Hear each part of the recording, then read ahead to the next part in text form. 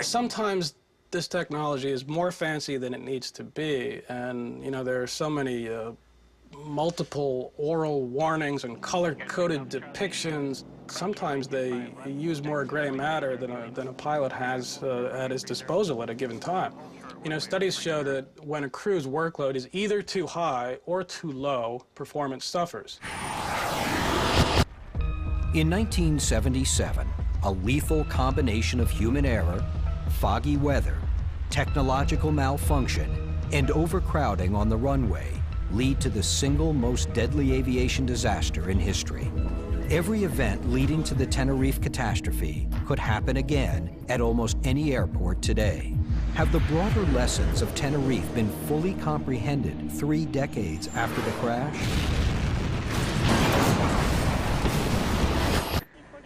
When you look at the number of landing and takeoffs which is going on around the world, at all these different airports, I think another Tenerife is not that improbable. General flying public, they have this fixation. They see a better, shinier, more modern technology. They think it's a panacea. But it's really not.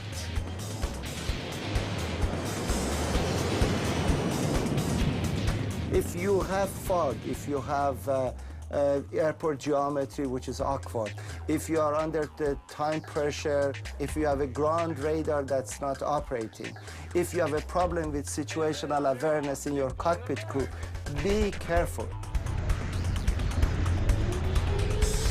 I think if you went up to 100 people and said, "What does Tenerife mean?" maybe 7 or 8 of them would know what you were talking about. But the lessons learned, you know, have been applied.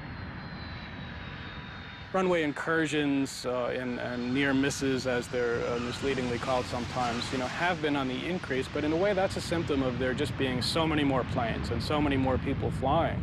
There was a study commissioned that came to show that flying in 2006 is about 5 or 6 times safer than it was in 1980.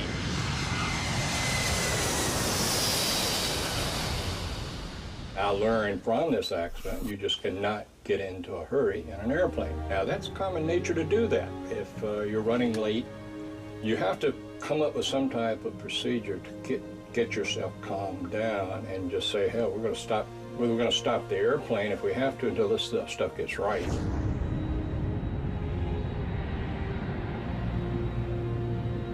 Well, when I flew down here, I had the very last row in the back in the middle of a family, and there were 2 seats open up by the exit. And I said to the flight attendant, "Are those 2 seats open and may I move?" And she said, "Are you willing and able to help in an evacuation?" I said, "Yes." And then she said, "You can open the exit and assist people out?" I said, "I've done it."